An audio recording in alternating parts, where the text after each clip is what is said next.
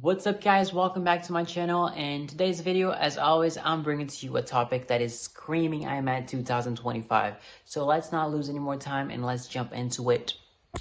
Alright guys, so here we are once again, and this is one of the topics that you should know and master. Believe when I tell you this, every single year you're going to find at least one question regarding this. We're talking about DNA structure and Chargaff's rule. If you haven't heard about Chargaff's rule, you are missing a lot out. So let's explore this and let's see what this is all about. But first of all, if you enjoyed this content, if you really appreciate this, subscribe to the channel. This will help me a lot, and don't forget to leave a like. This also boosts the videos and motivate me to keep posting.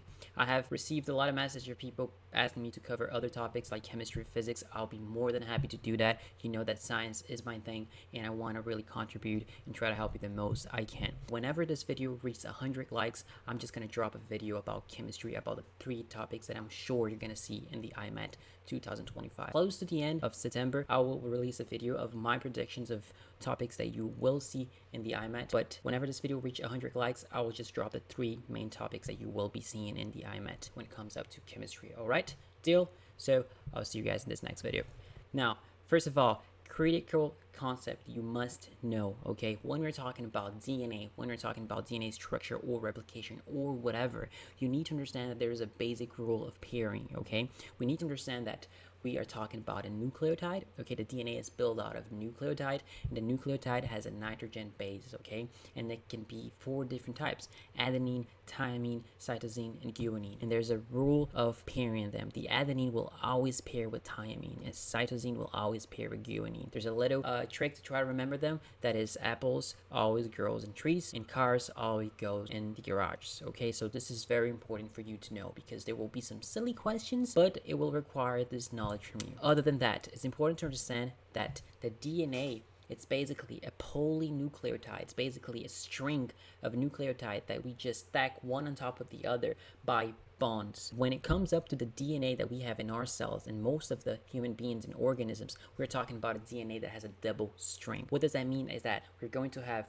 a polynucleotide string in one side and a polynucleotide string in the other side, and they will be pairing also by bonds. So what I want you to know and concentrate at this point here is that there's 2 main bonds that you must not forget, okay? When it comes up to the bonds that keep this 2 string together, we are talking about hydrogen bond. And remember, hydrogen bond is an interaction between the element, not a covalent bond. It's not as strong as a covalent bond itself. We're talking about interaction, so we're talking about elements that are very electronegative, kind of want to be together. And something that is very important for you to remember is that when it comes up to these rule pairs that I just mentioned before, there's a different proportion of hydrogen bond. The adenine and the thymine will have 2 hydrogen bonds. This is a key concept you must know. And the cytosine and the guanine will have 3 hydrogen bonds. Okay, but how am I going to remember this? The way I do remember is that, well, the cytosine and the guanine, they're the most rough letters of the alphabet, so naturally they will need more hydrogen bonds. And the adenine and thymine, they're the most slim letters of the alphabet, so it requires less hydrogen bonds. That's the way I remember, okay? We often talk about the hydrogen bonds in between the nitrogen bases, but we often forget about the bonds that connect the nucleotide. Remember that the nucleotide is basically a sugar, okay, a phosphate group, and a nitrogen base. This is a nucleotide. When we connect them together, we're going to have a polynucleotide, especially if it's a very long string. What is the name of this bond? It is called phosphodiester bonds. Why phosphodiester? Because it's a bond that occurs with a phosphate group and a diester group. Okay, in this case, this hydrocarbonate here, right here. Okay, because this is a sugar at the end of the day. Okay, and if we're talking about the DNA, we're talking about the deoxyribose sugar. These are key concepts for you to remember. So key takeaways here is 2 main types of bonds going on the DNA: the hydrogen bonds and the phosphodiester bonds. These one here are very important, and they are very strong because they're a covalent bond. We're talking about sharing electrons. There's no electrons being shared here. These bonds are only being held together by attraction. That's why we call it interaction. This is a very important distinguish that you must know. So basically, we could find questions that will require that basic knowledge. So 2022, which diagram shows the correct hydrogen bonds between bases of this section of the DNA? So it's basically take a look at the images and see which one is accordingly of what you know. We know that adenine and thymine, they pair together, and that we have two hydrogen bonds in between them. We know that cytosine and guanine pair together, and that we have 3 hydrogen bonds in between. Which one follow this rule? Okay. Oh, here, forget it. Letter C, it's going nuts. This is even crazier. This makes no sense. And here, this is also not our answer. So, okay, perfect, okay, and perfect. Letter A is what we're looking for. Just by knowing the number of the hydrogen bonds, you will nail one of the questions of the IMAT 2022. Okay, now we're going to use that knowledge that we just spoke about it into something more interesting, and that shows up a lot, okay? The Chargaff's rule. This is basically a rule from a guy from Australia, if I'm not wrong, and he basically noticed the obvious. We often see people that got really famous by making obvious statements because people before them didn't realize these things, but the only difference is that they were aware of their surroundings. So if I told you that there is a rule of pairing on the DNA, and that every time that I have an adenine, I will have pairing with a thymine and the cytosine with the guanine, when I'm talking about a section of the DNA, the amount of adenine that I will have in that DNA string will be the exact amount of thymine because they are paired. The same thing goes with the cytosine and the guanine. It will always be the same amount. So if you divide them, you're going to find the number 1. Okay, so this is one of his conclusions. Other conclusion that he had is that the ratio between both these two groups here will always lead to 1. The ratio between this equation will always be equal this equation. Now attention, I'm not telling you that the amount of adenine will be the same the amount of cytosine, okay? We can't predict that because they do not form pairs, but I can tell you that the rate will be equal, okay? You can basically prove this. If I change and swap the letters here into the numbers, I'll say that 1 equal 1, that will equal 1, okay? Why is this important? You will see in just a second. So, okay, guys, this is an example just to show you how the Chargaff's rule are important and how the IMAT will request this information from you. So, for example, if I have 30%, okay, let's say that I have a whole molecule of the DNA, okay, or even just a little section of it. There's 100 nucleotides, there's 1,000 nucleotides. That doesn't really matter. We're often going to talk about percentages. So if I tell it that I have 30% of adenine, I will have to have 30% of thymine, okay? This is a must because they are pairing. If there's no mutation, this is what I will expect. Same thing goes with the cytosine and the guanine. So if I divide them, I will find the number 1. Something that you might not have noticed, but is important to keep in mind. If I have 30% of adenine and 30% of thymine in this section of DNA, both of them will give me 60% of all nitrogen bases in that DNA molecule, okay? But what about the rest? Well, the rest will be the 40%. Who will be the 40%? Will be the cytosine and the guanine, okay? And if they pair together, we can split this 40% equally, 20% for each one of them, okay, because the ratio is the same. This information allowed me to get into this conclusion. So that's why I said I can't tell you that the number of adenine is the same as cytosine, but by the ratio I can discover that number. So here is a quick example for you. If I tell you that I have 15% of adenine in a section of DNA, okay, it could be a DNA composed by 100 nucleotides, for example. If I tell you that I have 15% of adenine, I will must have 15% of thymine, okay? This is something that I should have because they are paired always. So I wouldn't expect anything else than that. So if we combine them together, we are going to have the number of 30. Well, knowing that, I can already predict the number of cytosine and guanine in percentage, okay? So that will be 70%. Okay, let's take a little while, but 70% is the rest, okay? This is what is going to be represented by cytosine and guanine.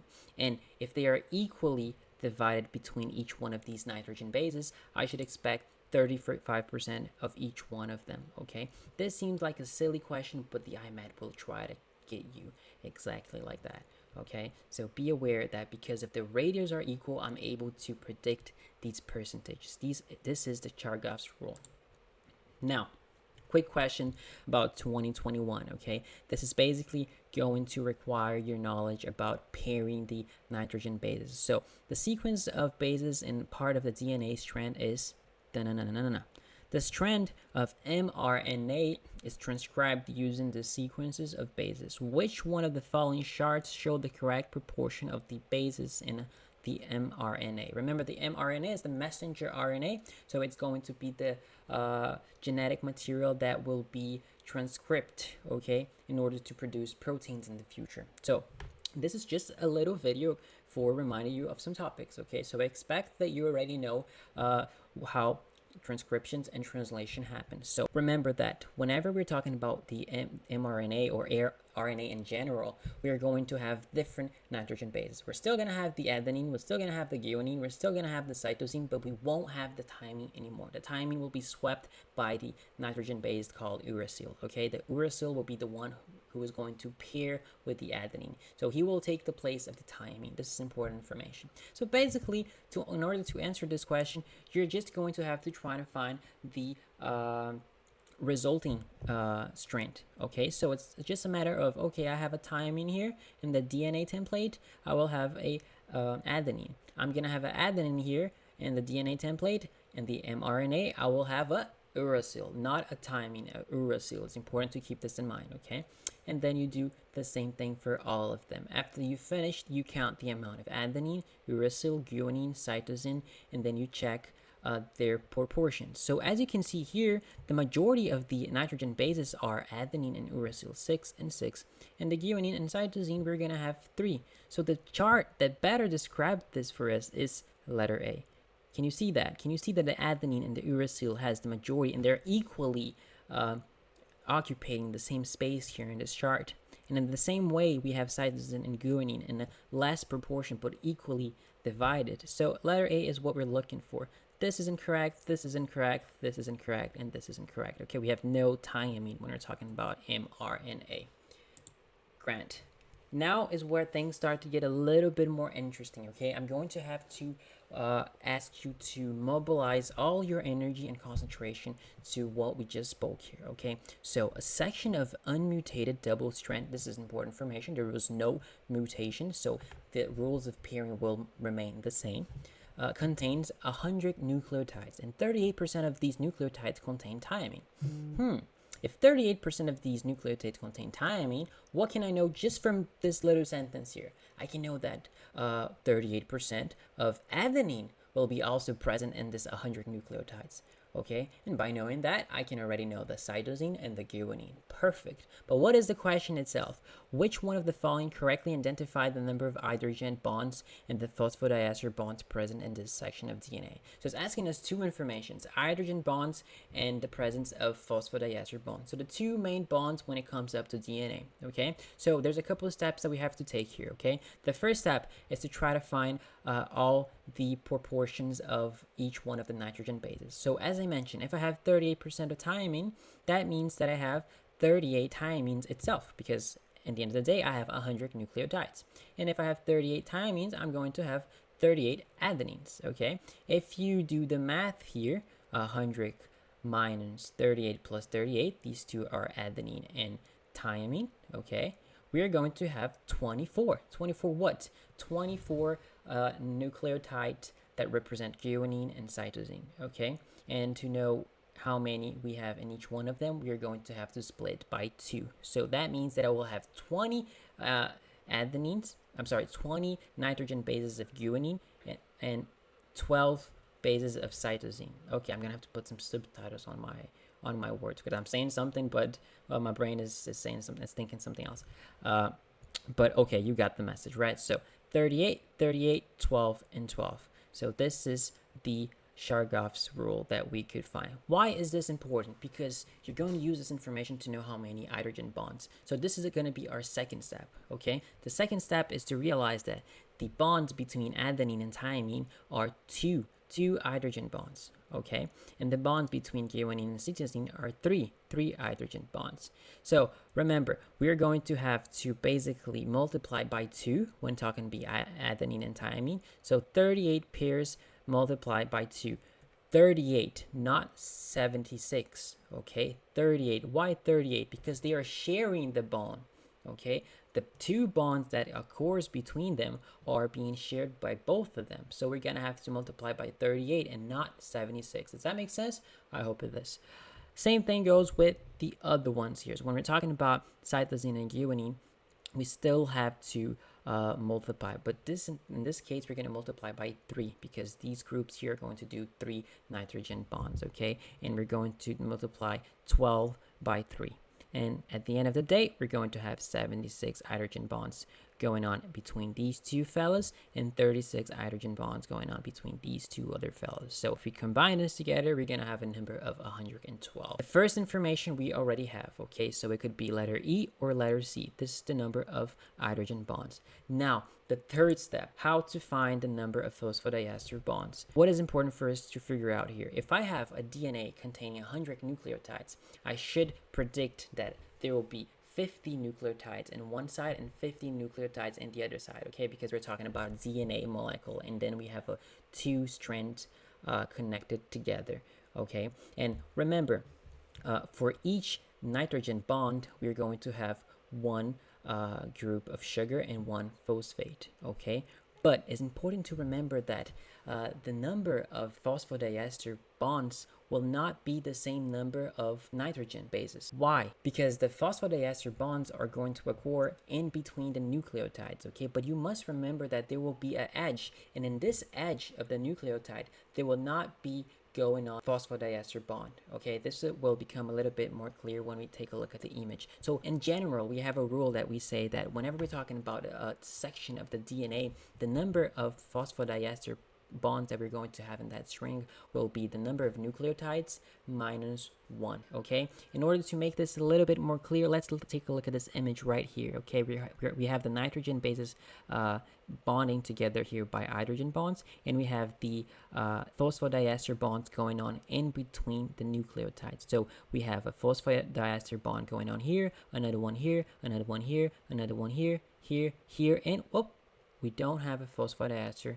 going on here. So it will always be the number of nucleotide minus 1. Why? Because 1, 2, 3, 4, 5, 6, 7. I have 7 nucleotides here, but I only have 1, 2, 3, 4, 5, 6 phosphodiester bonds. Does that make sense? Some people used to forget this, and it isn't very important information because I have already seen other questions similar like this in the exam, and you must remember that. So the answer that we're looking for is letter E, 112 hydrogen bonds and 98 phosphodiester bonds present. Now, 2023, fragment of a double-strand DNA molecule contains 12 phosphates and 2 adenines. Given this information, what is the total number of purine bases, deoxyribose sugars, and the hydrogen bonds respectively present and described in the DNA molecule? Okay, let's go by parts. So I have a fragment of a double DNA molecule, and it contains 12 phosphates and 2 adenines, okay? So by knowing the number of adenines, I know all the other nitrogen bases, okay? What is asking us? It's asking the number of purines, okay? This is also something that we have to talk about. And it's asking also the number of the deoxyribose sugar. That is the sugar. Remember, the nucleotide will be built by the sugar, the phosphate, and the nitrogen base. So if I have 12 phosphates, the phosphate will always be bonded by sugar. So if I have 12 phosphate, I must have 12 deoxyribose. Okay, so this answer we already know like this. In 2 seconds we can tell because the phosphate will always be bonded and connected to the sugar. So 12. What are the options that give me that? 12 here, and 12 here. So it could be letter A, letter C, or letter E. What are the other questions that it required from us? Besides the number of sugar, it also wants us to know the number of hydrogen bonds. And that's not going to be a big hustle for us, okay? We already know what to do. So basically, let's remember the deoxyribose sugar. This is the structure of the nucleotide, okay? We're gonna have the sugar connected to a phosphate and to a nitrogen base. So this is a nucleotide. If I have 12 phosphate, I will need to have 12 sugar. So that's why the number is the same. Second statement here, the purines bases. You might forget this one here, but it is important to remember that when we classify the nitrogen bases, we can classify it in 2 different groups, the purines and the pyrimidines, okay? The purines, they will be basically adenine and guanine, okay? There's a couple ways to memorize them, but I suggest you to take a look in your language because I only know in my mother language, Portuguese, a tip to try to remember this, okay? They are going to be the largest nitrogen bases. Pyrimidines will be the smallest nitrogen bases, all right? So if we know that adenine and guanine are the purines, when we apply the Chargaff's rule, we will be able to find 6 purines. Okay, I won't go through this with you guys. You already have the skills to find all this information out, so I'll leave this as a challenge for you all. So basically we know that it's going to be 6 purines. Now the third and last step you have to know is the obvious. Once you know all the proportions of guanine, cytosine, adenine, and thymine, it's just a matter of counting the hydrogen bonds. Okay, and once you have this information, and you just go into mark letter A. Okay, 6, 12, and 16. So guys, okay, this is just a filling slides. There's nothing here actually, but what I want to say is that I really appreciate doing this video. It takes some time. I'm rushing against all the things I have to do, but I really appreciate making these videos. But it takes some time and effort. In a way that you can do to try to support me and to motivate me to continue doing that is to subscribe to the channel and to leave a like. And also make a comment saying what do you think about the video, or even tell me what kind of video you want to see in the future. Okay, I'll be more than happy to reply to you and to plan ahead some videos just for you. Okay, so let me know what you want to see next, and I'll see you guys in the next video.